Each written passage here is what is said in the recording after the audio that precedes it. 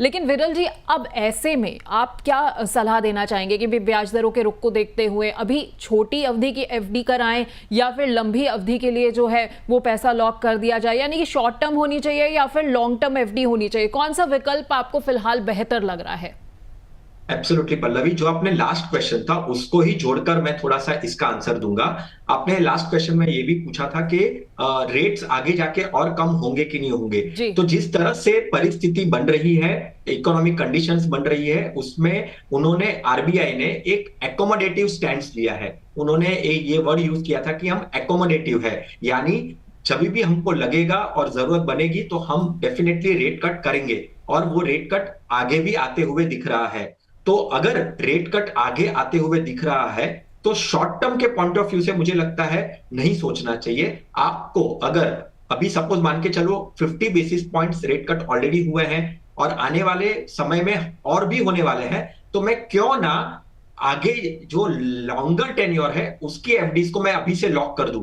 क्योंकि अगर मैं यहां से 2-3 साल का अगर मैं लॉक करता हूं तो मैं 1 साल नहीं सोचना चाहिए, बट मुझे 2 या 3 साल की जो फिक्स डिपॉजिट्स है, वो जो फिक्स डिपॉजिट्स है वो मुझे अभी से लॉक कर देनी चाहिए। क्योंकि देखिए, छोटे इसमें अगर आप करने जाओगे, अभी से मान के चलो आपने सोचा कि मैं 6 महीने के लिए या 1 साल के लिए मैं एफडी करता हूं, और अगर रेट आगे जाके कम होने वाले हैं तो मुझे 1 साल के बाद वाला जो रेट है वो और कम में मिलेगा। तो मैं क्यों ना 1 साल, 2 साल और ज्यादा से ज्यादा 3 साल का रेट अभी से ही मैं ब्लॉक कर दूं।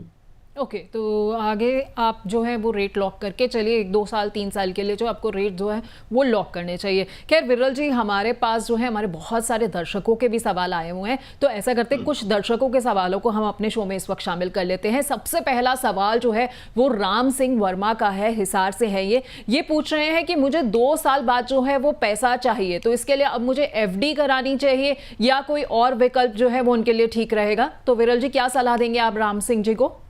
देखिए पल्लवी, हम एफडीज की बात कर रहे थे। एफडी एक नेचुरल इन्वेस्टमेंट ऑप्शन हो जाता है कि अगर आपका टेन्योर शॉर्ट टर्म है, और शॉर्ट टर्म में हम हमेशा सुझाव यही देते हैं कि आपको फिक्स्ड इनकम प्रोडक्ट या तो डेट प्रोडक्ट आपको लेना चाहिए। और डेट प्रोडक्ट में आता क्या है? फिक्स्ड डिपॉजिट्स आता है, जी। और भी कुछ प्रोडक्ट्स आते हैं जो सोचने चाहिए। म्यूचुअल फंड में डेट कैटेगरी के म्यूचुअल फंड्स होते हैं। तो अगर यहां से उनकी अवधि 2 साल की है तो मुझे लगता है कि वो डेट फंड्स जैसे भी चुनाव उनको करने चाहिए। और म्यूचुअल फंड्स में और एक ऑप्शन होता है हाइब्रिड, जी। जहां पे आपको कुछ कॉम्बिनेशंस वाले फंड्स मिल जाएंगे। कॉम्बिनेशंस यानी आर्बिट्राज और डेट कॉम्बिनेशन मिल जाएगा, राइट? तो इक्विटी और डेट का कॉम्बिनेशन मिल जाएगा। जो ये कैटेगरी मुझे लगता है कि काफी लुक्रेटिव और काफी अट्रैक्टिव कैटेगरी है अगेंस्ट द फिक्स डिपॉजिट।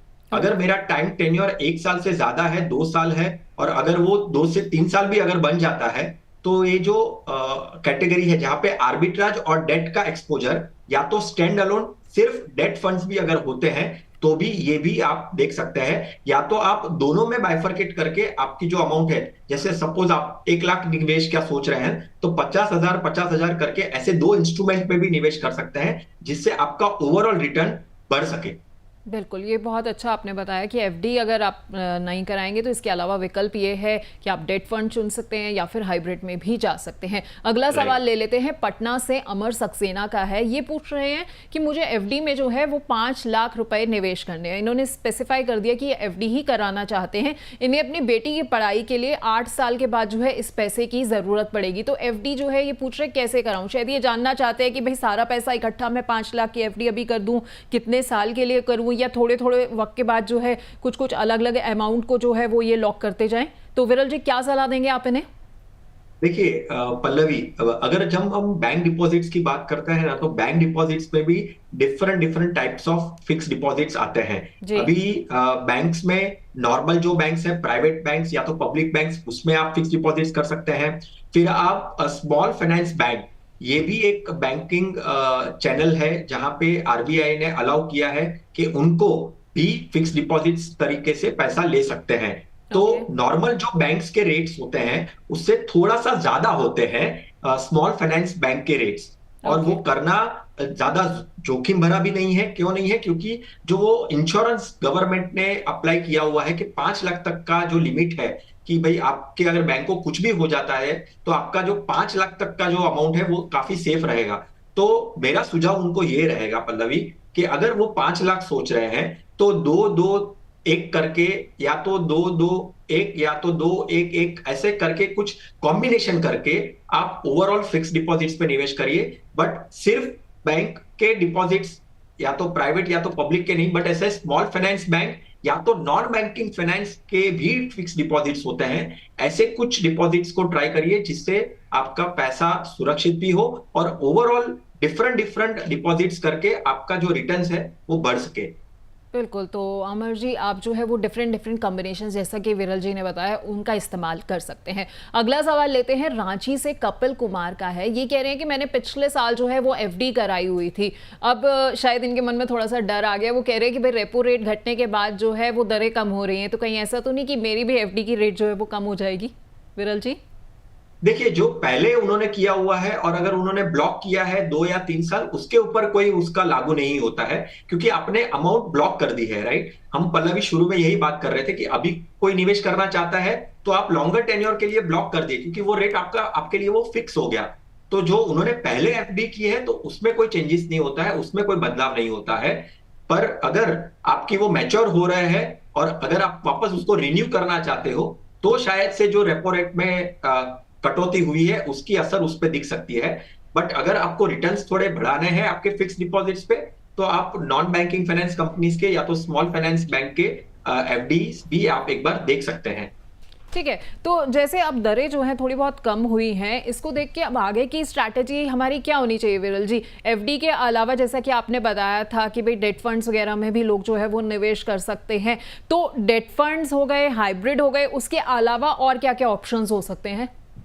देखिए, पहले तो जब हम स्ट्रेटेजी की बात करते हैं ना पल्लवी, तो लोगों को ये ध्यान रखना चाहिए कि भाई उनके फाइनेंशियल गोल्स क्या है, राइट। उनके जी। टेन्योर कितनी है, यानी वो कितने टाइम तक वो पैसा रखना चाहते हैं, और उनका रिस्क लेने की क्षमता क्या है, रिस्क एपेटाइट हम कहते हैं हमेशा, कि भाई आप कितना जोखिम लेना चाहते हो आपके पैसों से। तो ओके। ये कुछ एक पैरामीटर्स होते हैं कि भाई आपकी इन्वेस्टमेंट स्ट्रेटेजी क्या हो। अभी इन्वेस्टमेंट स्ट्रेटेजी में ये करने के बाद आपके प्रोडक्ट्स कौन से होने चाहिए, तो डेफिनेटली पहला तो एक नेचुरल चीज आती है कि भाई आप पहले बैंक डिपॉजिट्स देखेंगे। तो बैंक डिपॉजिट्स में भी जैसे हमने डिस्कस किया कि डिफरेंट डिफरेंट ऑप्शंस होते हैं। एक आप नॉन बैंकिंग फाइनेंस कंपनीज के डिपॉजिट देख सकते हैं, फिर स्मॉल फाइनेंस बैंक के भी डिपॉजिट्स देख सकते हैं, जिससे आपके जो इंटरेस्ट है वो आपका बढ़ सके, आपका जो रिटर्न्स है वो बढ़ सके। और उसके अलावा डेट फंड्स होते हैं, debt mutual funds, pure date funds होते हैं। ऐसा कहते हैं पल्लवी के जो अभी रेट कट अगर हो रहा है तो आपके जो लॉन्ग ड्यूरेशन फंड्स होते हैं, राइट, मीडियम टर्म फंड्स और लॉन्ग ड्यूरेशन फंड्स जो डेट में कैटेगरी होती है, जी। उसमें आप निवेश कर सकते हैं। गिल्ट फंड हो गए, गवर्नमेंट सिक्योरिटीज फंड्स हो गए, ऐसे में निवेश करके आप आपका जो डेट फंड्स का रिटर्न्स है वो आप ओवरऑल आपके पोर्टफोलियो में बढ़ा सकते हैं। हाइब्रिड कैटेगरी देख सकते हैं, उसमें ओके। आप आर्बिट्राज और डेट का कॉम्बिनेशन है वो देख सकते हैं। डायनेमिक एसेट एलोकेशन करके एक फंड्स होते हैं जिसमें डेट होता है, आर्बिट्राज होता है, थोड़ा सा पोर्शन इक्विटी का भी होता है।